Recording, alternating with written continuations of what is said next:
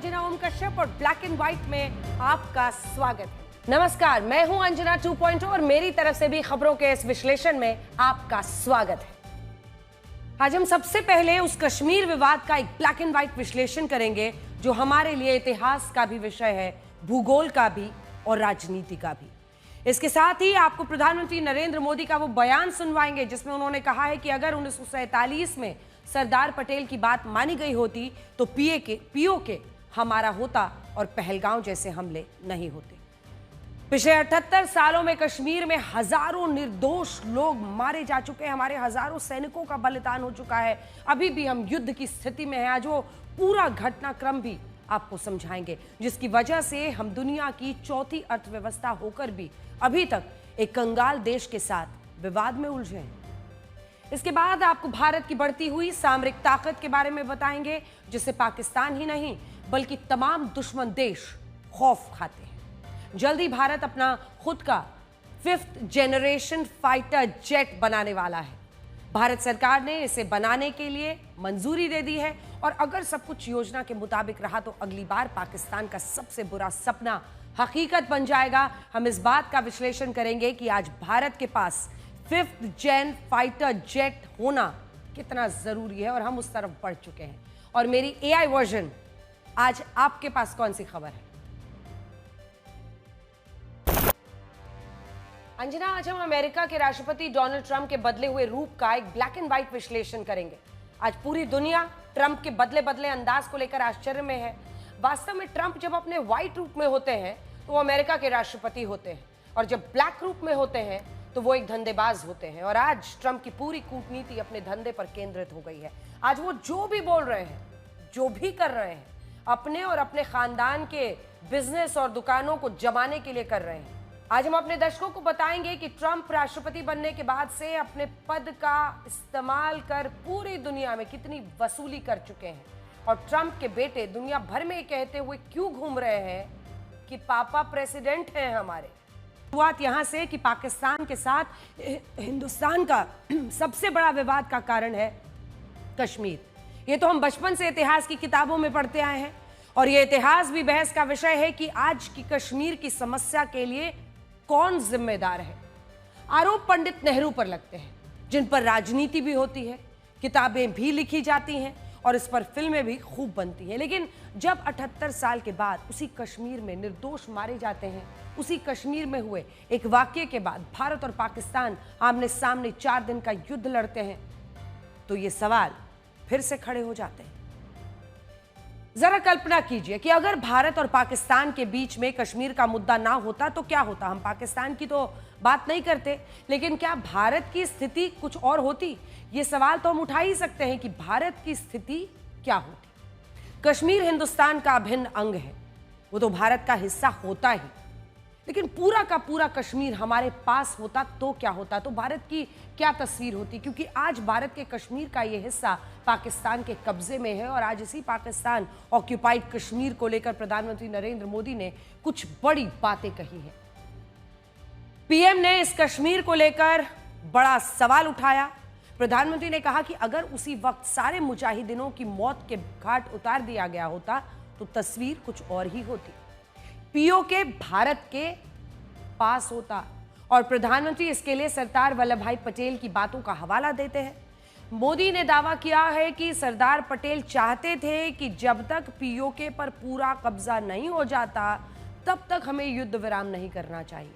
प्रधानमंत्री ने जो बातें कही हैं उसका ऐतिहासिक तथ्य क्या है? सरदार पटेल पाकिस्तान अधिकृत कश्मीर को लेकर क्या सोचते थे?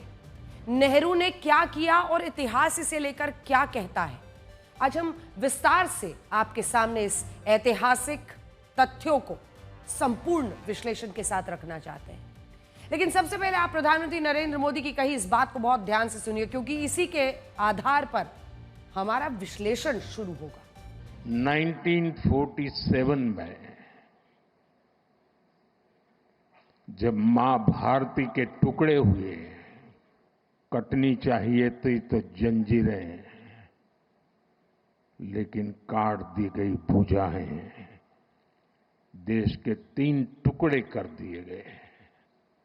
और उसी रात पहला आतंकवादी हमला कश्मीर की धरती पर हुआ। मां भारती का एक हिस्सा आतंकवादियों के बलबूते पर, मुजाहिदों के नाम पर पाकिस्तान ने हड़प ले लिया। अगर उसी दिन इन मुजाहिदों को मौत के घाट उतार दिया गया होता, और सरदार पटेल की इच्छा थी कि पीओके वापस नहीं आता है तब तक सेना रुकनी नहीं चाहिए, लेकिन सरदार साहब की बात मानी नहीं गई और ये मुजाहिदीन जो लहू चख गए थे, वो सिलसिला 75 साल से चला है। पहलगाम में भी उसी का विकृत रूप था। 75 साल तक हम झेलते रहे। तो प्रधानमंत्री मोदी का कहना है कि सरदार पटेल की इच्छा थी कि जब तक पीओके वापस नहीं आ जाता तब तक लड़ाई नहीं रुकनी चाहिए। लेकिन ये समझने के लिए आपको थोड़ा सा कश्मीर का बैकग्राउंड जानना होगा कि कश्मीर का ये विवाद शुरू कैसे हुआ। जम्मू कश्मीर के महाराजा हरि सिंह ने अपने राज्य का विलय टाला हुआ था। देखिए, ये वो वक्त था जब हम आजादी की तरफ बढ़ चुके थे, लेकिन जो तमाम रियासतें थी जिसमें चुनौतियां बहुत सारी थी, कश्मीर से लेकर जूनागढ़, हैदराबाद, इन सब ने अभी भारत के साथ विलय को स्वीकारा नहीं था। उन्हीं में से एक रियासत ये कश्मीर। अब राजा हरि सिंह चाहते थे कि कश्मीर एक स्वतंत्र देश बने, लेकिन मौजूदा परिस्थितियों में यह संभव नहीं था। हरि सिंह को यह तो समझ में आ गया था कि वो कश्मीर को आजाद नहीं रख पाएंगे, लेकिन वो फैसला नहीं कर पा रहे थे कि किस तरह जाएं, यानी भारत में शामिल हों या पाकिस्तान की तरफ जाएं। इस बीच पाकिस्तान की तरफ से पाकिस्तान पर कब्जे की साजिशें शुरू हो गई थी, और फिर कश्मीर पर कब्जे की साजिशें अगर शुरू हो गई थी तो चैलेंज, चुनौती, खतरा बिल्कुल महाराजा हरि सिंह के दरवाजे पर, मुहाने पर खड़ा था। 22 अक्टूबर 1947 को पाकिस्तान की तरफ से कबायलियों ने कश्मीर पर हमला बोल दिया। इन्हें पाकिस्तान का समर्थन मिला हुआ था। वो पश्तून थे जिनके साथ महाराजा कश्मीर के मुस्लिम सैनिकों ने भी हाथ मिला लिया था। अब सोचिए, महाराजा हरि सिंह बुरी तरह से फंस गए थे। इनके साथ पाकिस्तान की सेना मौजूद थी। कबायली मुजफ्फराबाद तक पहुंच गए थे। श्रीनगर से 164 किलोमीटर दूर, यानी अब श्रीनगर पर कब्जा भी बस कुछ ही वक्त की बात थी। इसी के बाद 24 अक्टूबर 1947 को महाराजा हरि सिंह ने भारत से अपील की कि हमें बचा लो। बदले में भारत ने महाराजा के सामने विलय पत्र पर दस्तखत करने की शर्त रखी। फिर 26 अक्टूबर को महाराजा हरि सिंह ने इंस्ट्रूमेंट ऑफ एक्सेशन यानी विलय पत्र पर हस्ताक्षर कर दिए। फिर 27 अक्टूबर की सुबह भारतीय फौज हवाई रास्ते से कश्मीर के लिए रवाना हो गई। 27 अक्टूबर की सुबह सिख रेजिमेंट की पहली टुकड़ी श्रीनगर एयरपोर्ट के लिए रवाना हो गई। जैसे ही भारतीय सेना ने कश्मीर में कदम रखा, कबायली हमलावरों के कदम पीछे हटने शुरू हो गए। कश्मीर में भयंकर जंग छिड़ चुकी थी, लेकिन इस बीच प्रधानमंत्री पंडित जवाहरलाल नेहरू ने एक बड़ी, जो आरोप लगता है उसके मुताबिक, उन्होंने एक गलती की। भारत को इस गलती का खामियाजा अभी तक भुगतना पड़ रहा है। नेहरू कश्मीर के मसले को 31 दिसंबर 1947 को संयुक्त राष्ट्र के पास लेकर चले गए। संयुक्त राष्ट्र ने कश्मीर के मसले पर भारत पाकिस्तान को एक ही तराजू पर तौलना शुरू कर दिया। 13 अगस्त 1948 को संयुक्त राष्ट्र ने भारत और पाकिस्तान के बीच युद्ध विराम का प्रस्ताव दिया, और फिर 1 जनवरी 1949 को पाकिस्तान और भारत के बीच सीज फायर लागू हुआ। उस समय तक भारतीय सेना ने पश्चिम में पुंछ और उत्तर में करगिल और द्रास से कबायलियों को पूरी तरह से खदेड़ दिया था, लेकिन इसके आगे का हिस्सा अब भी पाकिस्तान के कब्जे में था, और वही है पीओके, यानी पाकिस्तान अधिकृत कश्मीर। अब देखिए, ऑस्ट्रेलियन ऑथर जॉन ज़ुब्रजेस्की की किताब है डिथ्रोन्ड में लिखा है कि कश्मीर को लेकर नेहरू खामोश थे। महाराजा हरि सिंह कश्मीर पर मदद मांग रहे थे, लेकिन नेहरू अड़े थे कि पहले विलय पत्र पर हस्ताक्षर करो। हरि सिंह इसे टाल रहे थे। महाराजा एक बार जब ऐसी ही बात कश्मीर को लेकर हो रही थी तो वहां पर उस वक्त के कर्नल सैम मानेकशॉ भी मौजूद थे और उनके सामने कश्मीर में सेना भेजने को लेकर क्या बात हुई थी, आज हमने इतिहास का ये तथ्य आर्टिफिशियल इंटेलिजेंस की मदद से तैयार किया है, जो आपको देखना चाहिए।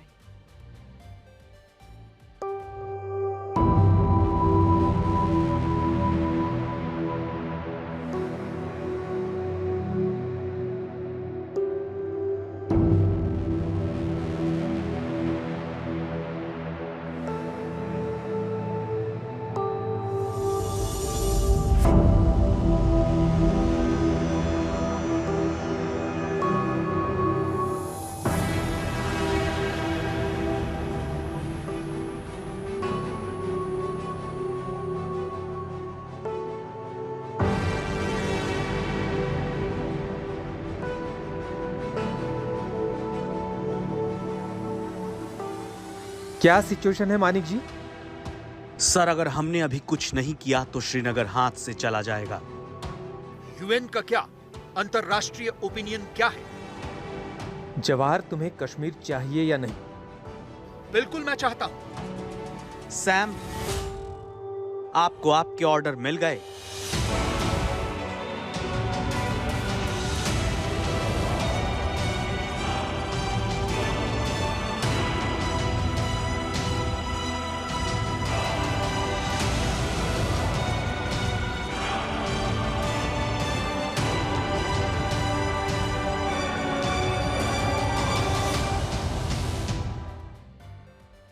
बस तब से लेकर अब तक यही स्थिति बनी हुई है। जहां पाकिस्तान तब था वो वहीं पर आज भी है। उसका कब्जाया हुआ हिस्सा पाकिस्तान अधिकृत जम्मू कश्मीर कहलाता है। लेकिन सरदार पटेल क्या चाहते थे? सबसे पहले हम आपको सरदार पटेल का कश्मीर को लेकर दिया हुआ एक बयान सुनाते हैं। ये आज के कोलकाता और उस वक्त के कलकत्ता में जनवरी 1948 में दिया गया सरदार वल्लभ भाई पटेल का भाषण है, जिसमें सरदार पटेल ने साफ तौर पर कहा था कि कश्मीर की थोड़ी सी भी जमीन भारत छोड़ने को तैयार नहीं है। यहाँ ये बताना जरूरी है कि जब कश्मीर में भारतीय सेना और पाकिस्तानी आतंकियों और फौजियों में लड़ाई चल रही थी, ये उसी दौरान का बयान है। गौर से सुनिए कश्मीर को लेकर सरदार पटेल के क्या विचार थे। यदि कश्मीर में जो चलता है इस तरह से चलता रहे तो फिर लोकमत करने की क्या जरूरत? हम लड़ाई करके कश्मीर को ले तो फिर लोकमत की जगह कहाँ रही? तो हम तो कहते हैं कि आज भी प्लेबिसाइट से करो, लोकमत लेके करो, लेकिन हमारे पास आकर हमारा सिपाही मरते रहे, हमारा पैसा खर्च करना पड़े और हमारे गांव के गांव जलाए जाए और वहां हिंदू और सिखों को तबाह किया जाए, तो फिर आखिर लोकमत का रहा? फिर तो आखिर हम बंदूक से ही लेना हो तो लेंगे और क्या करेंगे? दूसरी तरह से नहीं हो सकता है। तो नहीं,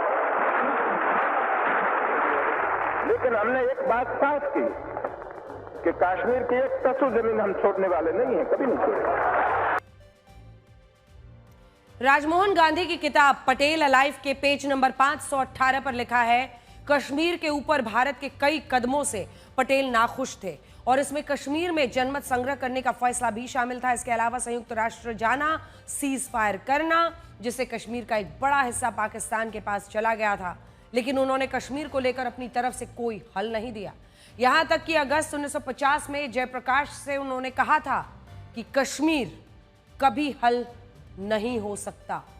कश्मीर को लेकर सरदार पटेल के विचार एकदम साफ थे। उस वक्त 3 रियासतों में सबसे ज्यादा विवाद था, कश्मीर, जूनागढ़, हैदराबाद। जूनागढ़ और हैदराबाद तो पाकिस्तान में विलय होना चाहते थे। पटेल ये हरगिज नहीं चाहते थे कि भारत में ही मौजूद कोई भी रियासत पाकिस्तान की हो जाए।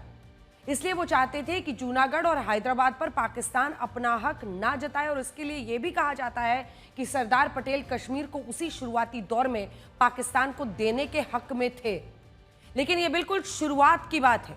जब कश्मीर को लेकर संघर्ष हुआ और फिर युद्ध हुआ तो सरदार पटेल के विचार एकदम साफ थे कि कश्मीर की 1 इंच जमीन भी हम पाकिस्तान को नहीं देंगे। इसीलिए तो प्रधानमंत्री मोदी ने भी कहा है कि अगर सरदार पटेल की सुनी जाती तो आज कश्मीर का मुद्दा ही नहीं होता, पीओके ही नहीं होता, पूरा का पूरा कश्मीर भारत का ही रहता। आपको बताते हैं, पाकिस्तान का नया field marshal general Asim Munir Bharat से हारने के बाद 4 मुस्लिम देशों के दौरे पर गया है और अपने साथ लेकर गया है किसे? प्रधानमंत्री का किरदार निभाने के लिए पीएम शाहबाज शरीफ। जी हां, आज इस खबर को इस नजरिए से देखिए कि शाहबाज शरीफ पीएम पाकिस्तान नहीं 4 देशों के दौरे पर निकले हैं, बल्कि निकला है आसिम मुनीर, उनका नया नवेला फील्ड मार्शल। शाहबाज शरीफ तो बस साथ में लेकर जा रहा है वो। वैसे तो आमतौर पर विदेशी दौरों पर किसी देश के राष्ट्राध्यक्ष जाते हैं और वो अपने साथ अपनी कैबिनेट के लोगों को लेकर जाते हैं, लेकिन पाकिस्तान के साथ केस थोड़ा अलग है। वहां ऐसा लगता है कि विदेशी दौरे पर जनरल आसिम मुनीर गया है और वो अपने साथ शाहबाज शरीफ को ले गया है, ये कहकर कि तुम भी जरा प्रधानमंत्री बनने की एक्टिंग कर लेना, बाकी तो असली हेड मैं ही हूं। पाकिस्तान के बारे में तो दुनिया जानती है कि वहां असली हेड आर्मी चीफ होता है, वो जो चाहता है वही होता है। अब तो आर्मी चीफ ने खुद को फील्ड मार्शल भी बनवा लिया है, इसीलिए तो उसने सबसे पहले तय किया कि जिन भी देशों में पाकिस्तान को भारत के साथ हुए इस युद्ध में मदद मिली, सबसे पहले उन मुस्लिम देशों का दौरा किया जाए। अब हम आपको एक करके आसिम मुनीर के इस विदेशी दौरे के वीडियो दिखाएंगे, जिसमें वो अपने साथ शाहबाज शरीफ को लेकर गया था। बहुत ध्यान से बॉडी लैंग्वेज देखिएगा। ये लोग हार को भी कितने सलीके से सेलिब्रेट कर लेते हैं, मतलब कमाल है। ये आपको देखना चाहिए। हार और हार के बाद लोग अपना चेहरा छिपाते हैं, लेकिन यहां पर तो मुनीर के अंदाज ही अलग है। सबसे पहले आप तुर्की की ये तस्वीरें देखिए। पाकिस्तान को तुर्की ने खूब मदद की थी, ड्रोन भी दिए थे, दूसरे हथियार भी दिए थे, खुलकर भारत के खिलाफ पाकिस्तान को सपोर्ट किया था, ड्रोन ऑपरेटर सब दिए थे। इसीलिए सबसे पहले आसिम मुनीर शाहबाज शरीफ को लेकर तुर्की पहुंचा। अब दुनिया को दिखाने के लिए फ्रंट पर शहबाज शरीफ को रखा गया, क्योंकि वो कहने के लिए पीएम है, लेकिन असली सत्ता तो मुनीर के पास है। देखिए, जब तुर्की के राष्ट्रपति एर्दोआन को शाहबाज शरीफ अपने नेताओं से मिला रहा था, तो सबसे पहले कौन? आसिम मुनीर से मिलवाया गया। इसके बाद जब दोनों देशों के प्रतिनिधिमंडल बातचीत के लिए बैठे, तब भी शाहबाज शरीफ के बिल्कुल बगल में आसिम मुनीर बैठा हुआ था। वैसे किसी डेमोक्रेटिक कंट्री के विदेशी दौरे पर आपको ऐसी तस्वीरें देखने को नहीं मिलेंगी कि आर्मी चीफ या फील्ड मार्शल वो भी साथ जा रहा हो और ऐसी डिप्लोमेटिक मीटिंग्स में बैठा हुआ हो पीएम के साथ। लेकिन पाकिस्तान तो कहने के लिए लोकतांत्रिक है, वहां असल में राज तो फौज का ही है, मुनीर का है। इसके बाद शाहबाज और मुनीर पहुंचे ईरान की राजधानी तेहरान। ईरान ने खुलकर तो समर्थन नहीं किया था, लेकिन बीच बचाव की बातें की थी। इसीलिए मुस्लिम बिरादर होने के नाते शुक्रिया अदा करने के लिए मुनीर और शाहबाज शरीफ पहुंचे तेहरान। यहां भी वही सीन था। ईरान के राष्ट्रपति मसूद पेजेश्कियान से जब शाहबाज शरीफ ने अपने डेलीगेशन को मिलाया, सबसे पहले आसिम मुनीर से ही मिलवाया। ये लीजिए, हमारा हराने वाला फील्ड मार्शल।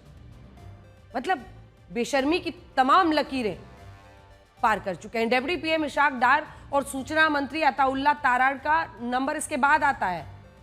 इसीलिए तो हम कह रहे हैं कि शाहबाज शरीफ का दौरा नहीं था, बल्कि ये दौरा आसिम मुनीर का था, जिसमें वो शाहबाज शरीफ को पीएम का रोल निभाने के लिए अपने साथ लेकर गया था। यही नहीं, जब शाहबाज शरीफ ईरान के सुप्रीम लीडर अयतुल्ला खुमैनी से मिलने के लिए पहुंचे, तब भी आसिम मुनीर साथ में था।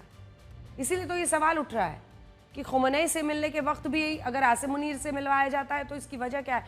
ये सवाल उठ रहे हैं कि ऐसा कौन करता है कि अपने आर्मी चीफ को दुनिया भर में लेकर घूमता है, अपने डेप्यूटी पीएम से भी पहले उससे मिलवाता है। वैसे शाहबाज शरीफ की ये तस्वीर भी आज पूरी दुनिया में बहुत वायरल हो रही है, आपको दिखाते हैं। ईरान के सुप्रीम लीडर से मिलने की तस्वीर खुद शाहबाज शरीफ ने अपने एक्स अकाउंट पर पोस्ट की है। इसमें दिख रहा है कि सबने जूते पहने हुए हैं सिवाय शाहबाज शरीफ। खुद ईरान के सुप्रीम लीडर ने जूते पहने हुए हैं, ईरान के राष्ट्रपति ने जूते पहने हुए हैं, पाकिस्तान के बाकी नेताओं, आसिम मुनीर ने भी अपने लेकिन शाहबाज शरीफ जूते उतार कर गए हैं।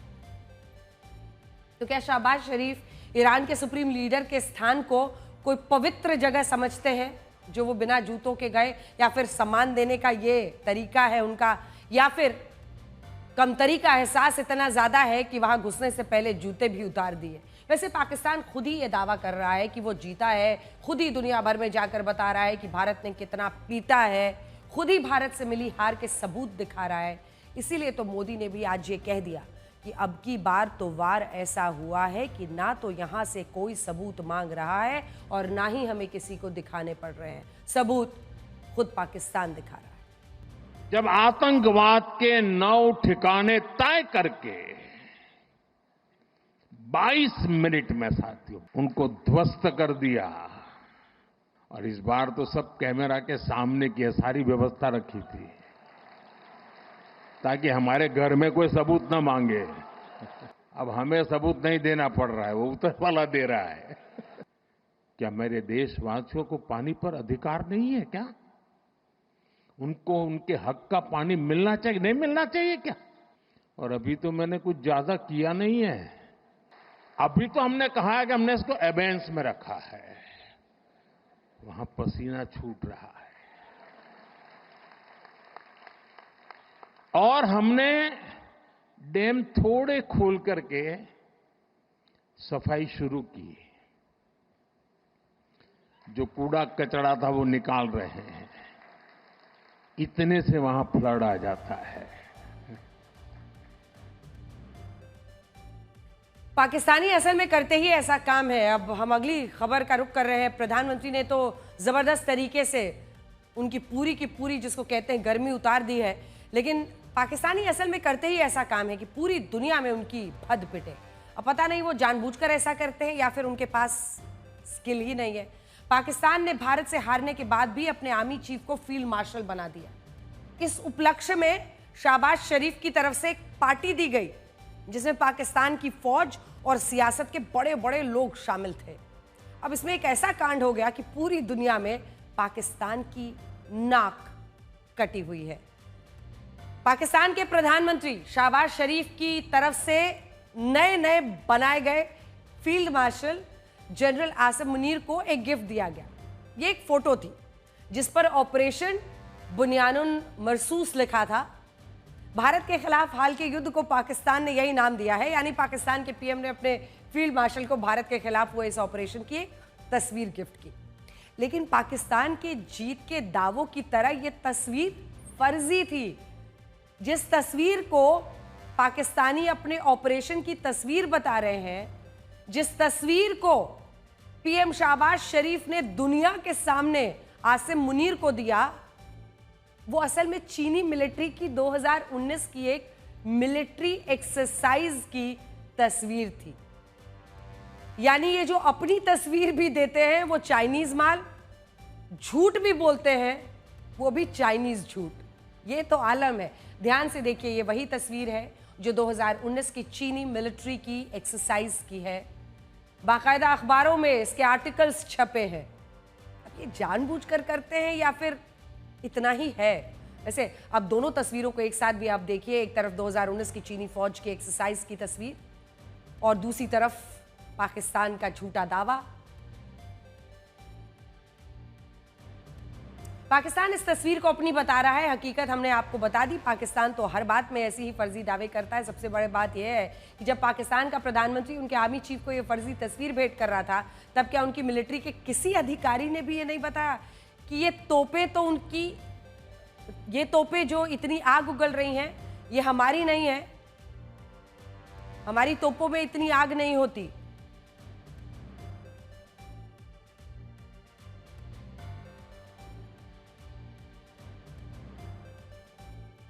तो इनके ड्रोन भी चाइनीज, इनके ना काम करने वाले रेडार सिस्टम्स भी चाइनीज, इनकी तस्वीर भी चाइनीज, इनके तोहफे भी चाइनीज और इनके झूठ भी चाइनीज। वैसे पाकिस्तान की इस फर्जी तस्वीर को देखने के बाद हमें आज से 54 साल पुरानी ये असली तस्वीर भी याद आ रही है, जब 1971 में भारत ने पाकिस्तान से ढाका में सरेंडर करवाया था।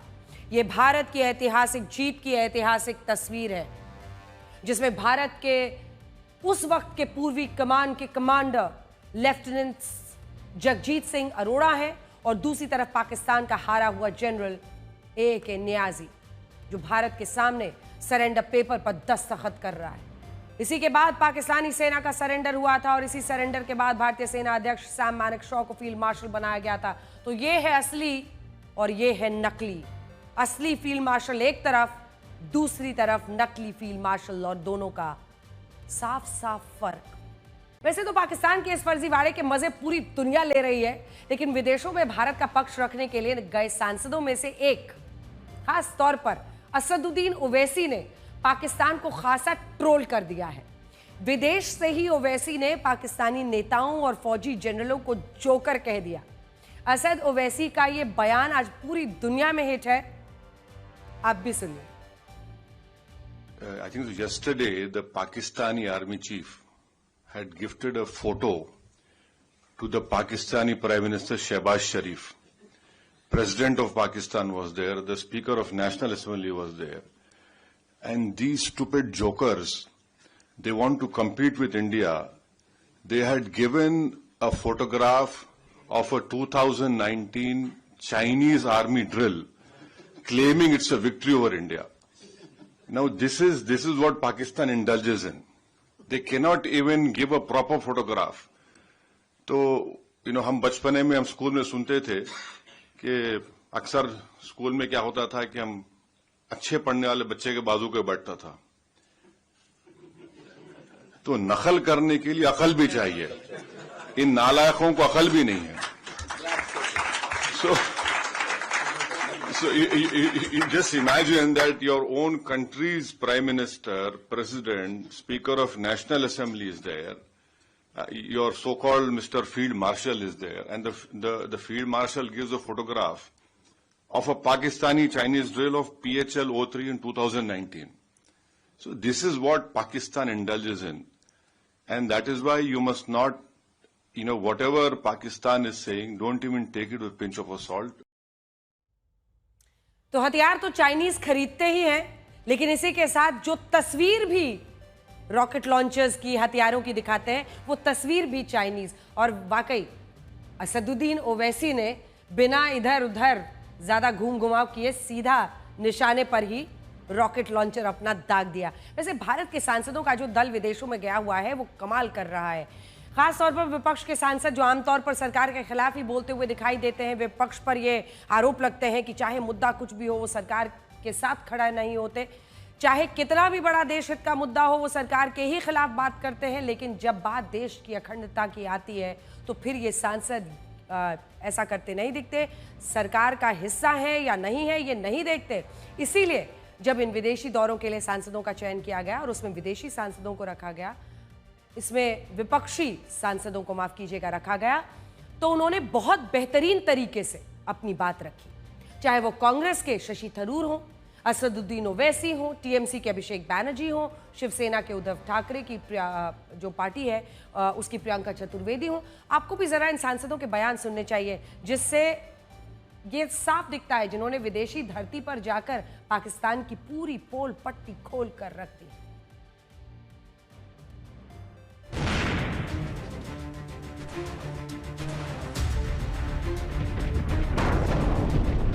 I don't work for the government, as you know. I work for an opposition party. I belong from a political party who is in the opposition. There is unanimity in our country, irrespective of whatever political affiliations we belong to. Yes, we have political differences, but when it comes to the integrity of our country, it is high time that the neighboring country understands. While being a member of the opposition, I come to express my solidarity with the 1.4 billion people back home who were equally outraged, equally angered.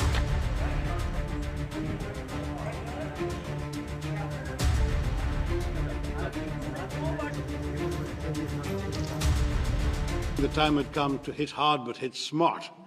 And I'm pleased to say that's exactly what India did. On the night of the 6th, 7th of May, it was 6th here, it was 7th for us, at 1:05 in the morning, a time chosen deliberately to avoid any risk of too many civilians wandering about or any collateral damage, very precise and calibrated strikes took place on 9 specific known terrorist bases, headquarters and launch pads. Any support to Pakistan is a support to terror organization. This is Pakistan, and I'm afraid for us, 2015 was the last opportunity for them to behave, to cooperate, to really show they were serious about ending terror as they claimed every time that they were. He will go with begging bowl across the globe, give me money for my people, for growth and development, and that money is being channelized to promote terrorism.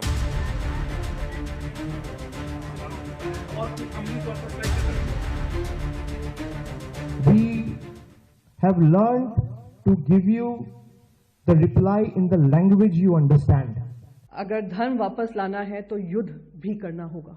Next time you take up this misadventure, it will be beyond what they are expecting. This is it. You do this, you're going to get this back. हर भारतीय को गर्व हो रहा है जिस तरह से तमाम सांसद, पार्टी अलग लेकिन लक्ष्य एक.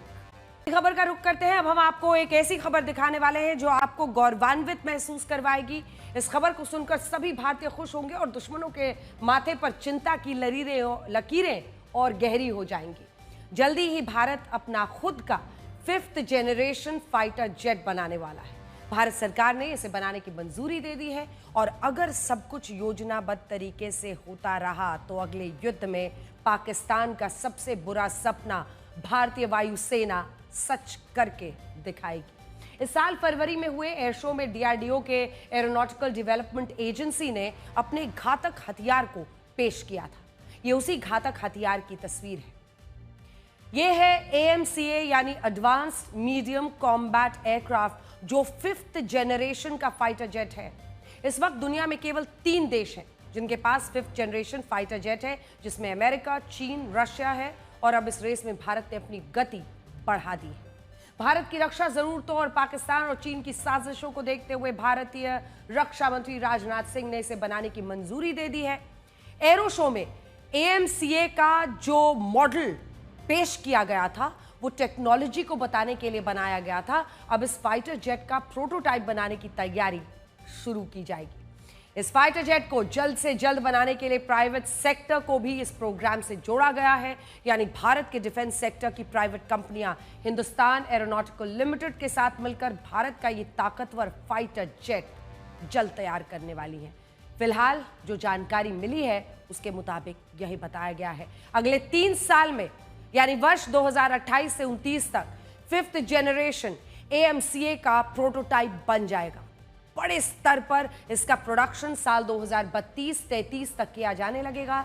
फिर वर्ष 2034 में इसे भारतीय वायुसेना में शामिल किया जाएगा. देखा जाए तो अगले 9 वर्षों में भारत के पास अपना खुद का 5th जनरेशन फाइटर जेट होगा.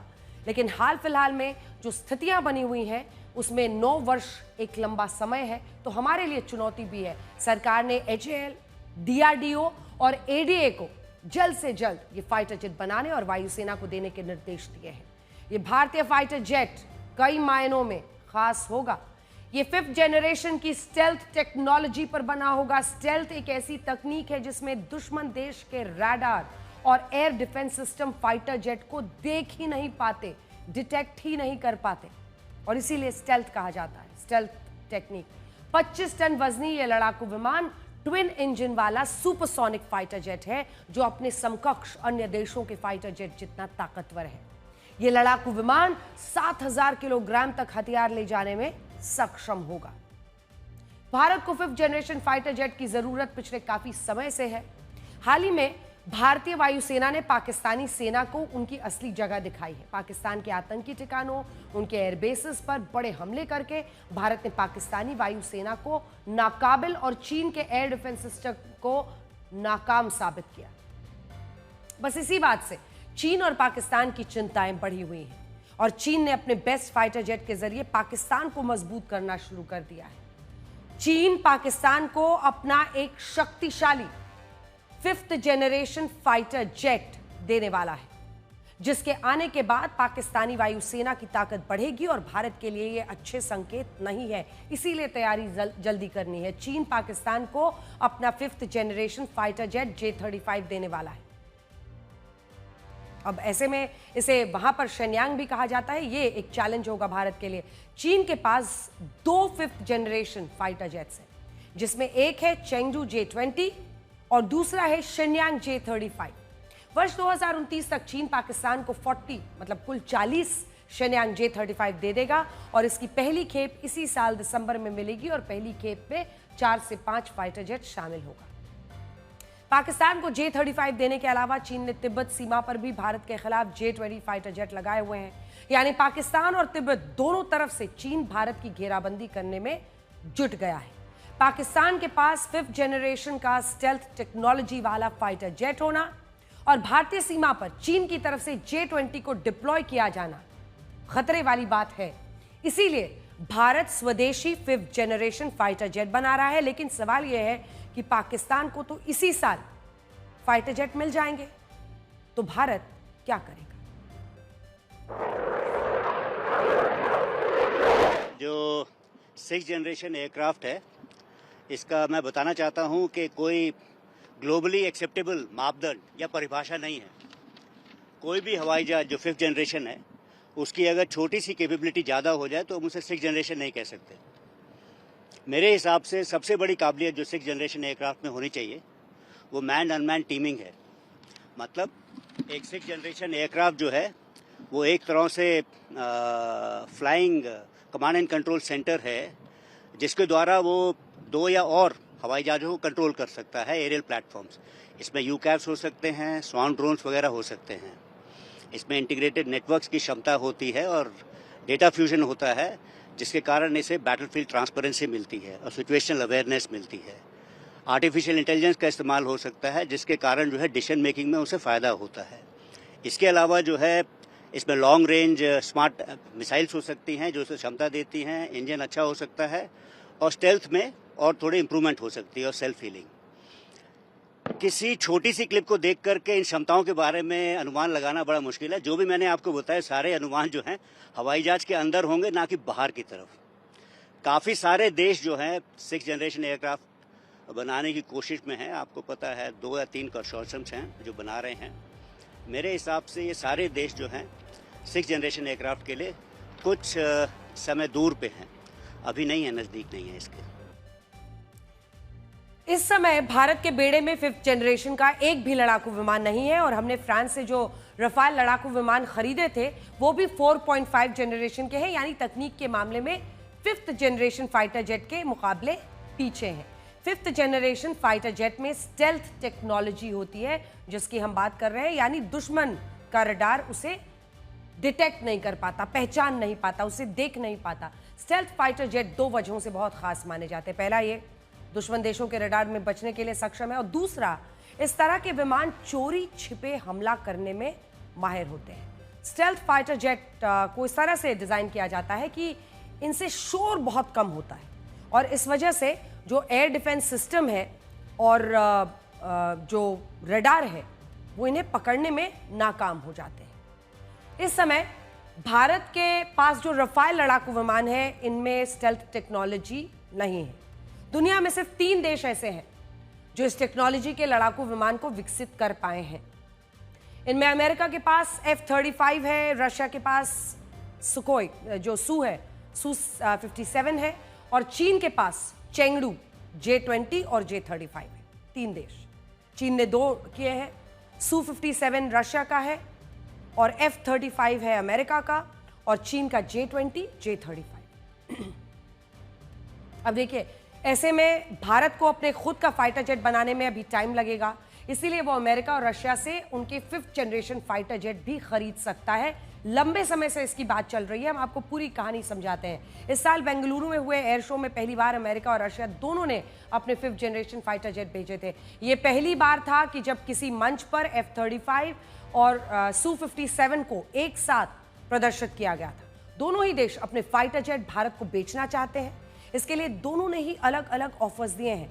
आपको ये जानकर हैरानी होगी कि अमेरिका ने अपनी नीति में बदलाव किया, बदलाव करके भारत को F-35 बेचने का ऑफर दिया है।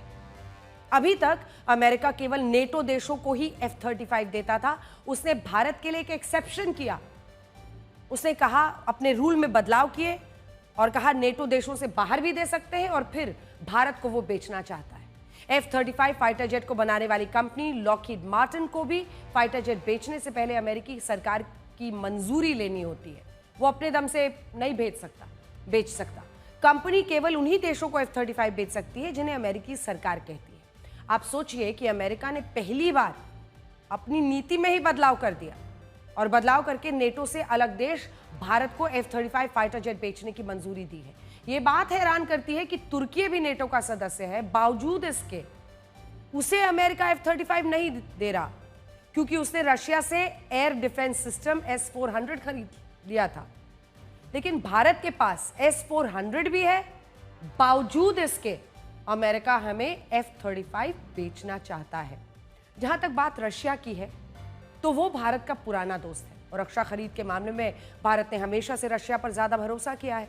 भारत सबसे ज्यादा हथियार रशिया से लेता है। हमने S-400 भी उसी से लिया और यही सुदर्शन चक्र हमारे लिए ऐसा काम कर गया। भारत की रक्षा खरीद में 36% हिस्सेदारी रशिया की है, 36%। इसके बाद 33% खरीदारी फ्रांस से है और 13% खरीदारी इजराइल से होती है।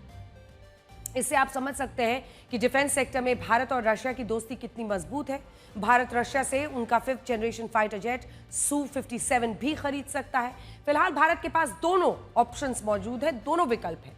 या तो हम F-35 ले लें अमेरिका से या फिर यहां पर Su-57। अब आप ये देखिए कि अमेरिका और रशिया के इन फाइटर जेट्स में क्या अंतर है। जहां तक F-35 की बात है तो इसकी स्टेल्थ टेक्नोलॉजी इसको बेस्ट बताया जाता है। F-35 की अधिकतम रफ्तार 1931 किलोमीटर प्रति घंटा। अब सोचिए, लगभग 2000 के करीब। इसकी मारक क्षमता 1500 किलोमीटर। ये फाइटर जेट छोटे रनवे से भी उड़ान भर सकता है और वर्टिकल लैंडिंग यानी हेलीकॉप्टर की तरह सीधा जमीन पर भी ये लैंड कर सकता है। ज्यादातर जो प्लेन्स हैं वो ऐसे लैंड करते हैं, लेकिन जैसे हेलीकॉप्टर लैंड करता है ये वर्टिकल लैंडिंग कर सकता है, वर्टिकली टेक ऑफ कर सकता है। ये दुनिया का इकलौता 5th जनरेशन फाइटर जेट है जिससे न्यूक्लियर मिसाइल्स भी दागी जा सकती है। वहीं आप रशिया के Su-57 की बात करें तो फाइटर जेट हवा और जमीन दोनों ठिकानों पर एक साथ हमला कर सकता है।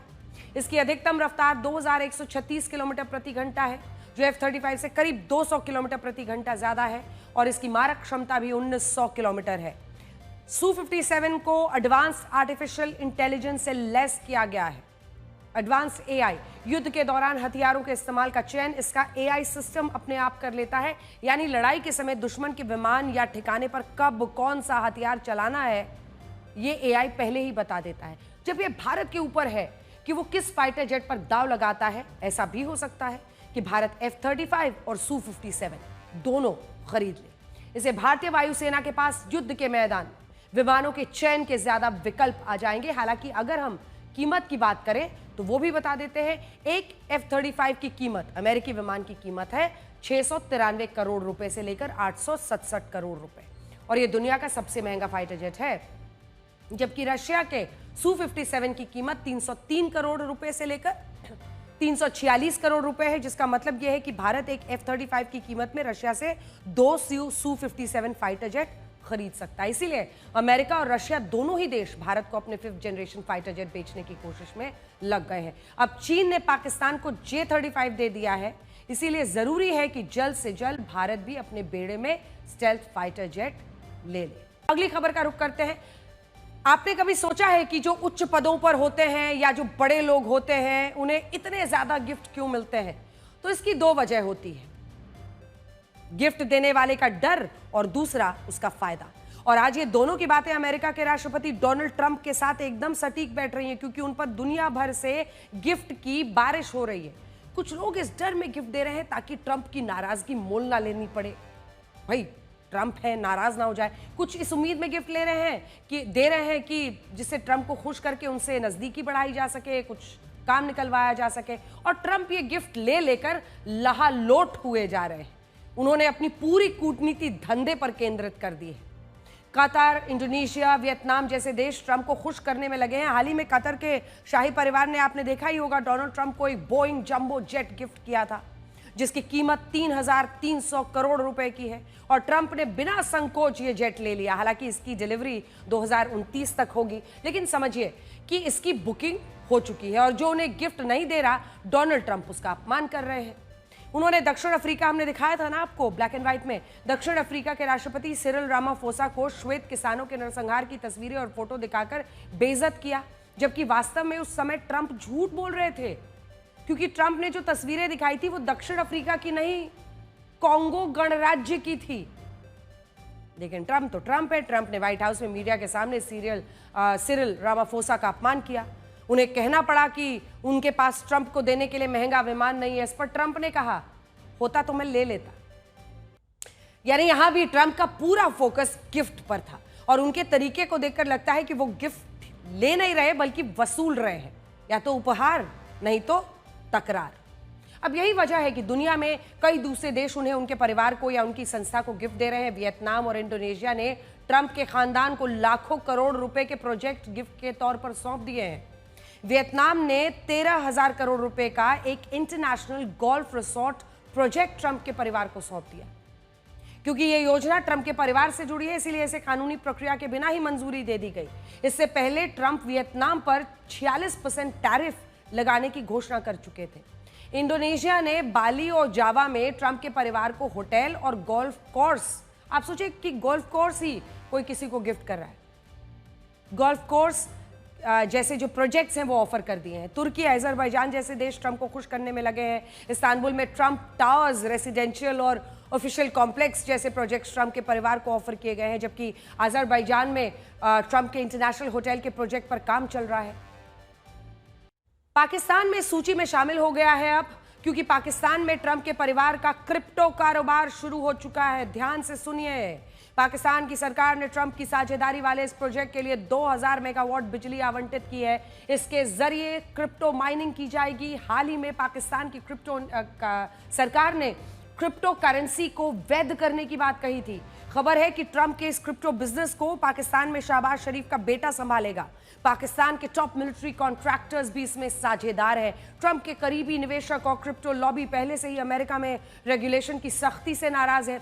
ऐसे में वे ऐसे देशों की तलाश में लगातार थे जहां पर नियम ढीले हों, सत्ता से सीधा तालमेल हो सके, लेन देन हो सके, और इस मामले में पाकिस्तान से अच्छा कोई देश नहीं जहां ट्रंप के परिवार का क्रिप्टो का धंधा फल फूल सके। यही वजह है कि कारोबारी ट्रंप भारत पाकिस्तान विवाद में बढ़ चढ़कर बोल रहे थे और पाकिस्तान को महान बता रहे हैं, क्योंकि ये शब्द उस कारोबारी के थे जो पाकिस्तान में अपनी दुकान का उद्घाटन करने वाला था।